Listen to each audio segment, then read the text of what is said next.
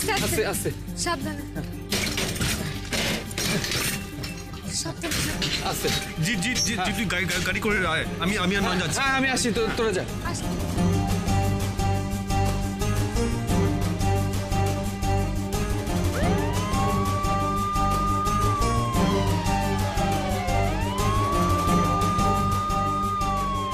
বাবা বাবা উঠে পড়ো বাবা, আমরা বাড়ি থেকে বেরিয়ে গেছি। বাবা তোমার এই এক্সট্রা কারিকুলার অ্যাক্টিভিটির ব্যাপারে সত্যি আমার জানা ছিল না। তুমি যে এত ভালো অভিনয় করবে বাড়ির কেউ কিন্তু সন্দেহই করতে পারেনি। বাবা এবার তুমি উঠে পড়ো।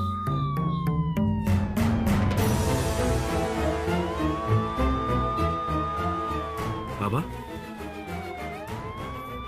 বাবা কি ব্যাপার বলো তো বাবা? বাবা বাবা বাবা কি হলো তোমার? বর্ষা বাবা সাড়া দিচ্ছেন না কেন? বাবা বাবা কি হলো তোমার?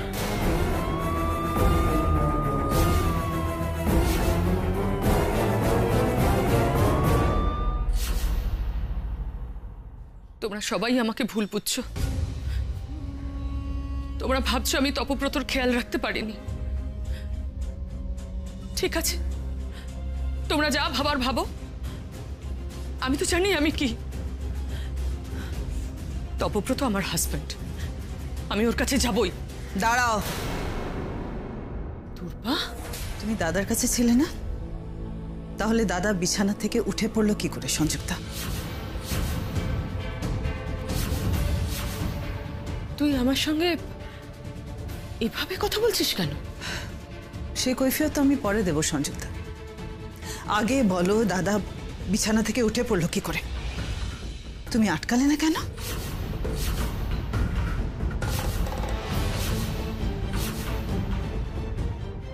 না মানে তুমি তো ঘরেই ছিলে, তার মানে তোমার সামনে দাদা মাটিতে মুখ থুবড়ে পড়ে গেল।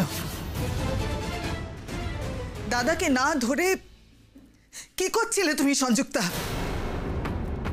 বলো বলো কি করছিলে? জিৎ তো ভুল কিছু বলেনি সংযুক্তা। ভিকির সঙ্গে এমন কি দরকার ছিল তোমার যে তখনই তার সঙ্গে ফোনে কথা বলতে হলো? তুই তুই আমায় সন্দেহ করছিস দুর্বা?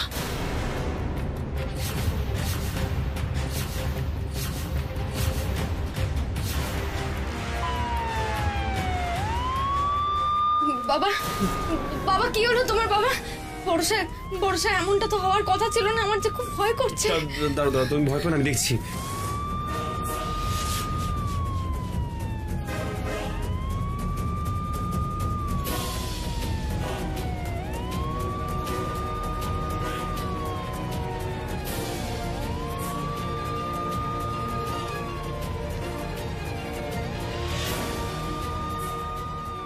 কি হলো বর্ষা? Regular bits.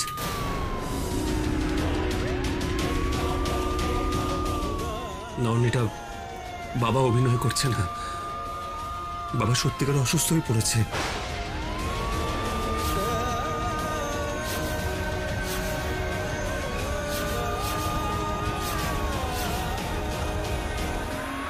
তুই যেটা ভাবছিস সেটা নয় দুর্বা।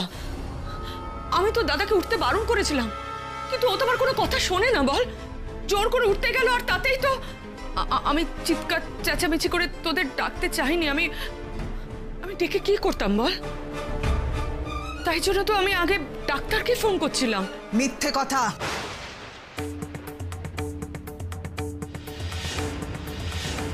তোর নিজের ছেলে বলে গেল তুই ভিকির সঙ্গে কথা বলছিলি। তোর ছেলে নিশ্চয়ই তোর নামে মিথ্যে কথা বলবে না। এত ইরেসপন্সিবল তুই? দাদার প্রতি তোর এত কম মনোযোগ?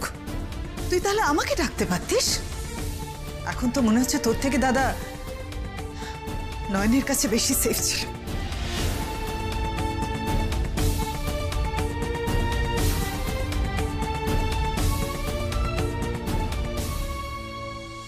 যাক, এতদিনে তাহলে এই কথাটা বুঝলে ননদিনী। তুমি চুপ করো, একটা কথা বলবে না তুমি। লজ্জা করছে না দিদি? অন্যায় করেও আবার জোর গলায় কথা বলছো কি করে তুমি?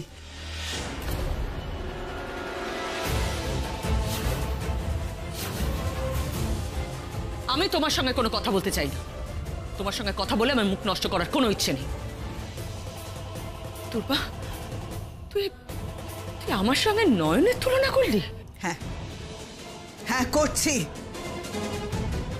আমি এ বাড়ির মেয়ে, যতই মতের অমিল হোক না কেন, যতই অপছন্দ হোক না কেন, যতই ঝগড়া হোক না কেন, এন্ড অফ দ্য ডে আমি দাদা আর মায়ের কোনো ক্ষতি হতে দেখতে পারবো না।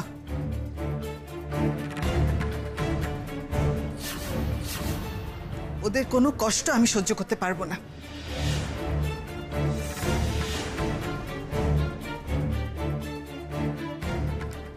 নয়নদীপুর যোগ্য না, আমি সেজন্য ওই মেয়েটার এগেনস্টে। আদারওয়াইজ আমার তো কোনো গ্রাজ নেই ওই মেয়েটার এগেনস্টে। এখন তো দেখছি ওই দাদার সেবা যত্ন অনেক অনেক বেটার করতো, অনেক মন দিয়ে করতো। একজন কাজের মেয়ে হিসেবে, আয়া হিসেবে ও পারফেক্ট। ওর সেবায় অন্তত কোনো ফাঁকি থাকতো না, লোক দেখানো কোনো ব্যাপার থাকতো না।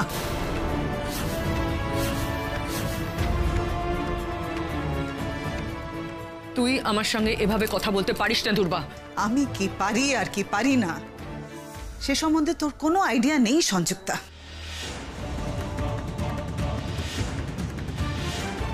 বসু ফ্যামিলির কোনো ক্ষতি হলে আমার চেয়ে খারাপ কেউ হবে না।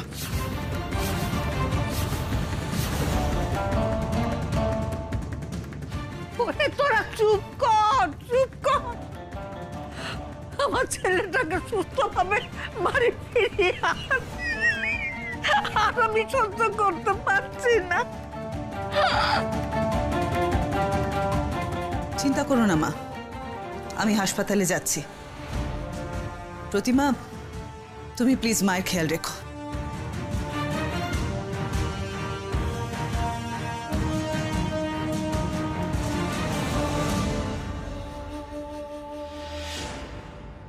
বাবা কথা বলো বাবা। বাবা বাবা বাবা বাবা এরকম চুপ করে থাকবে না বাবা, সারা দাও। আমার যে খুব ভয় করছে গো। বাবা কথা বলো বাবা। কি বলি বলো তো না, আমি যখন গেছিলাম তখন তো বাবা ঠিকই ছিল। তাহলে কি বাবার হার্ট অ্যাটাক করলো?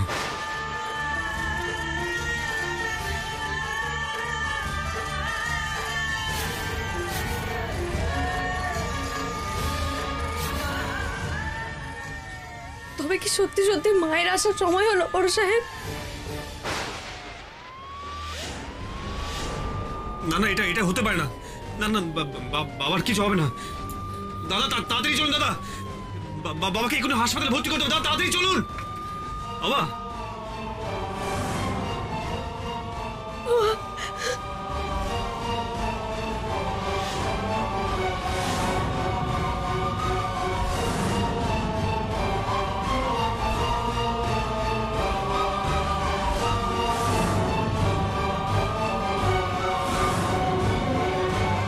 ডক্টর, ডক্টর, কেউ আছেন?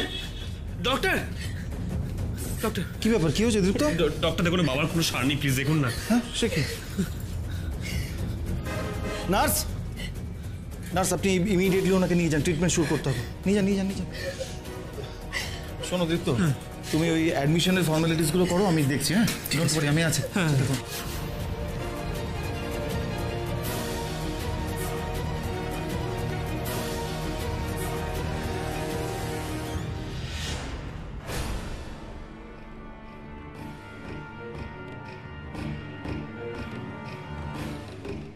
বিশ্বের কৌটোটা ব্যাগে ঢুকিয়ে নিয়েছি। বাড়ি পৌঁছানো অব্দি এই ব্যাগটা কাজ ছাড়া করা যাবে না। জাসমিন, কি ব্যাপার বলো তো? বাড়িতে এত কিছু হয়ে গেল, সেই একবার তোমাকে দেখলাম দূরে দাঁড়িয়ে থাকতে, তারপর থেকে তোমার কোনো পাত্তা নেই। কি ব্যাপার? পিসিমণি, আসলে আমি তো ছিলাম ওখানেই। দাদা অসুস্থ হওয়ার পর থেকে একবারও তোমায় দাদার কাছাকাছি দেখলাম না। ও গড, সবাই তো প্রশ্ন করে কেন এই বাড়িতে?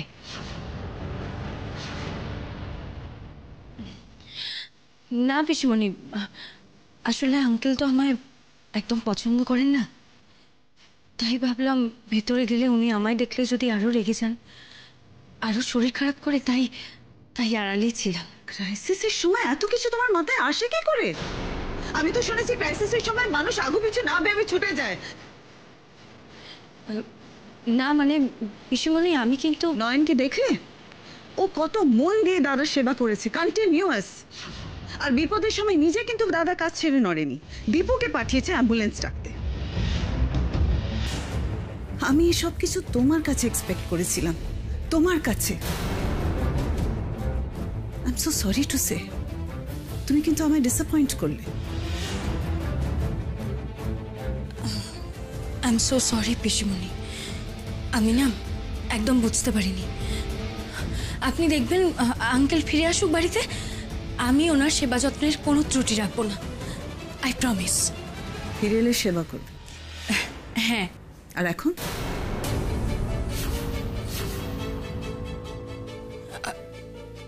এখন তুমি আমার সঙ্গে হসপিটালে যাবে।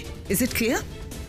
যদি দাদার সেবা করে দাদাকে হসপিটাল থেকে ফিরিয়ে আনতে পারো, তাহলে জানবে দাদার মনে, দীপুর মনে নিজের জন্য জায়গা করতে পারবে, ওদের মন গলাতে পারবে। এই রে, এখন হসপিটালে যেতে হলে বাড়ি যাওয়ার প্ল্যানটা তো পুরো খেটে যাবে। কি এত ভাবছো? এখন ভাবনা চিন্তার সময় নেই, চলো। পিসিমণি, বলছিলাম আমি একটু বাড়ি যাচ্ছিলাম। বাড়ি যাচ্ছিলে এখন এই বিপদের সময়? হ্যাঁ, আসলে বাবা অনেকদিন পর দেশে ফিরেছেন, তাই ভাবলাম একবার দেখা করে আসি। উনি আমাকে দেখতে চেয়েছেন, সেই জন্যই। আচ্ছা, আমি বাবার সাথে দেখা করেই না হয়। না, তোমার বাবাকে বলো এখন তোমার হসপিটাল যাওয়াটা বেশি আর্জেন্ট, অনেক বেশি জরুরি। উনি যথেষ্ট বুঝদার মানুষ, বুঝিয়ে বললে আশা করি নিশ্চয়ই বুঝবেন।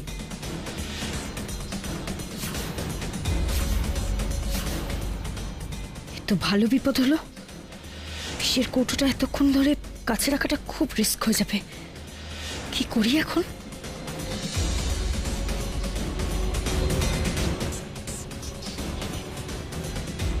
কি হলো? কি হলো? এসো তাড়াতাড়ি।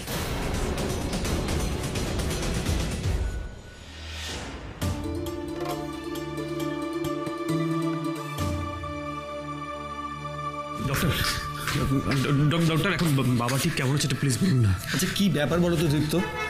আমি তোমাদেরকে বারবার করে বলেছিলাম তপব্রত বাবুকে এমনভাবে রাখতে যাতে ওনার কোনো টেনশন না হয়, ওনাকে ফিজিক্যালি মেন্টালি রিল্যাক্স রাখতে বলেছিলাম, তো সেটুকুনি রাখা গেল না।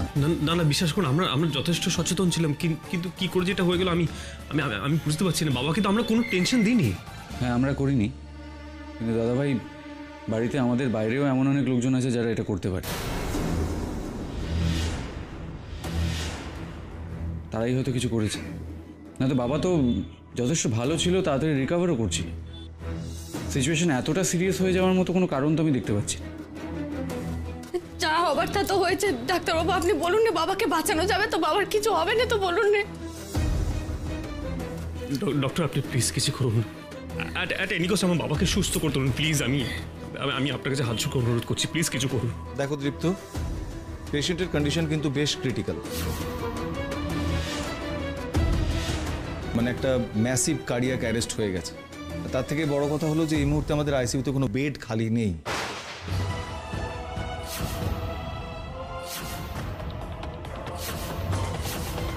কিন্তু পেশেন্টের যে কন্ডিশন তাতে কিন্তু ওনাকে ওই আইসিইউ ফেসিলিটি ট্রিটমেন্ট দেওয়াটাই দরকার। ডক্টর, বেড খালি নেই, তাহলে এখন কি হবে? তোমরা চাইলে অন্য কোনো হসপিটালে শিফট করতে পারো, কিন্তু পেশেন্টের যে কন্ডিশন তাতে শিফট করাটা কিন্তু রিস্কি হয়ে যাবে। না না না না না ডক্টর, আমি আমার বাবাকে নিয়ে কোনো রিস্ক নিতে পারবো না ডক্টর। হ্যাঁ ডাক্তারবাবু, আপনি এখানেই কোনো একটা ব্যবস্থা করে দিন প্লিজ। ডক্টর, আপনি প্লিজ দেখুন না, যদি আইসিসি বেডের কোনো একটা বেডের ব্যবস্থা করেছে, আপনি প্লিজ দেখুন না। না, সেটা তো করা সম্ভব নয়, তবে একটা ব্যাপার করা যেতে পারে। পেশেন্টকে কেবিনে শিফট করে ওখানে আইসিইউ সমস্ত সাপোর্ট আমরা দিতে পারি। না না না না ডক্টর, আমাদের কোনো আপত্তি নেই। আপনি প্লিজ আমার বাবাকে যে করে বাঁচিয়ে তুলুন। আপনি প্লিজ আমার বাবাকে বাঁচিয়ে তুলুন, আমি আমার বাবাকে হারাতে পারব না। আপনি প্লিজ কিছু করুন ডক্টর।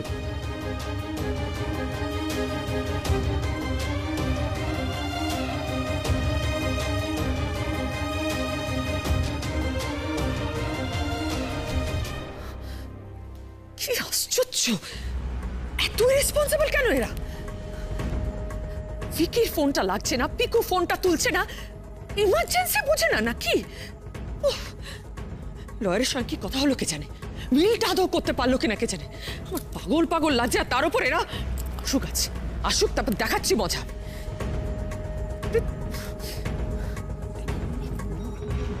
এই কি রে তোরা, কি হ্যাঁ তোদের কোনো সেন্স নেই? তখন থেকে ফোন করছি, ফোনটা তুলছিস না কেন? আরে আমার ফোনটা সাইলেন্ট ছিল। পিকুর ফোন, তোর ফোনও সাইলেন্ট ছিল বল। না মা, আমার ফোন। আরে তুই হঠাৎ এটা নিয়ে পড়লি কেন? তখন তো তুইও উকিলের ব্যাপারে জানতে চেয়ে আমায় ফোন করে তারপর ফোনটা কেটে দিলি দুম করে, আর ফোনই ধরলি না তারপর থেকে। কি হয়েছে? হোয়াটস রং? কাটবো না, সর্বনাশ হয়ে গেছে, সর্বনাশ।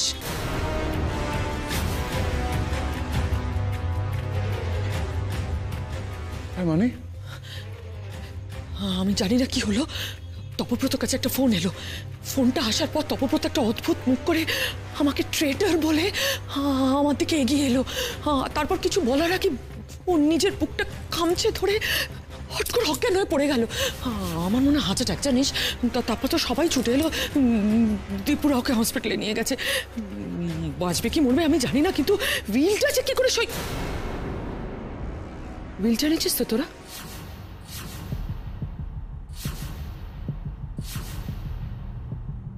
জামাইবাবুর কাছে ফোন এসেছিল এবং ঠিক তখনই তুই আমায় ফোন করেছিলি উকিলবাবুর ব্যাপারে জানতে। হ্যাঁ, কারণ আমার সন্দেহ হয়েছিল যে এই লয়ারের পুরো নামটা কি? অনিমেষ মিত্র।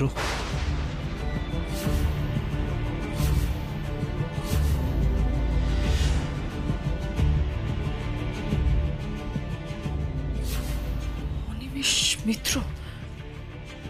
হু ইজ দিস অনিমেষ মিত্র? চেনা চেনা লাগছে নামটা। ও মাই গড, যে সন্দেহ করেছিলাম ঠিক সেটাই হলো। এই উকিলই ফোন করেছিল। হ্যাঁ, এই উকিলই ফোন করেছিল তপব্রতকে। জানিস দিদি, তোর সঙ্গে কথা বলার সঙ্গে সঙ্গে না উনি এসে আমাকে বললেন যে জামাইবাবুর সঙ্গে ওনার কথা হয়েছে এবং ওনার কথা বলে মনে হয়েছে যে জামাইবাবু উইলের ব্যাপারে কিছু জানেন না, and he did not agree to make the will. উনি উইল বানিয়ে দেননি।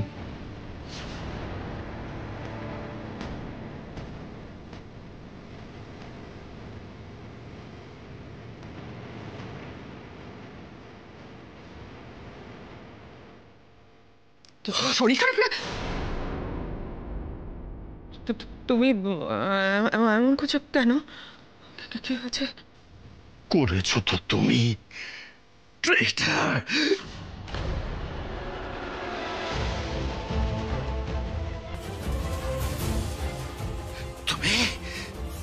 তুমি দীপুকে বঞ্চিত করে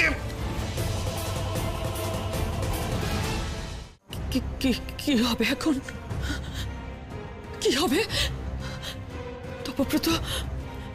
তপব্রত সবকিছু জানতে পেরে গেছিল, তাই তো আমাকে ট্রেটার বলেছিল। আমি এটা আমার কাছে ক্লিয়ার। কিন্তু যদি বেঁচে যায় তাহলে তো সকলকে বলে দেবে যে দীপুকে বঞ্চিত করে আমি সমস্ত সম্পত্তি নিজের নামে লিখিয়ে নিতে চেয়েছিলাম। কি হবে এখন? না, তপব্রতকে এবার কিছুতেই ফিরিয়ে আনা যাবে না, কিছুতেই না।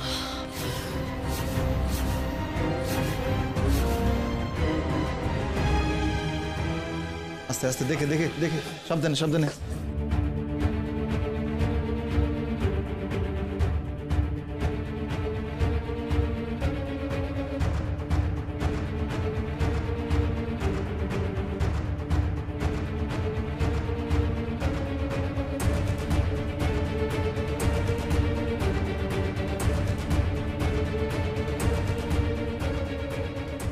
না দীপ্ত, না, তোমাদেরকে এখানে বাইরে ওয়েট করতে হবে।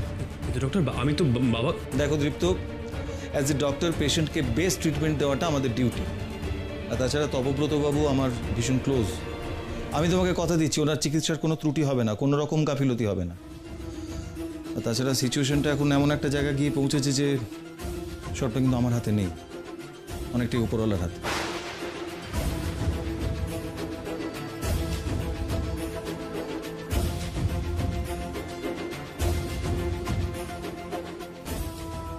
ঠাকুর যদি চান তাহলে উনি সুস্থ হয়ে উঠবেন। সো প্রে ফর হিম।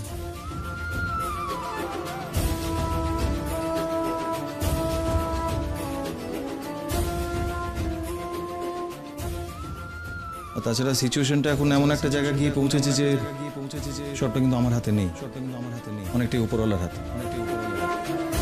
তোর হাতে তো কিচ্ছু নেই, তুই আটকাতে পারবি না তোর বাবা মশাইকে, কিচ্ছু করতে পারবি না তুই।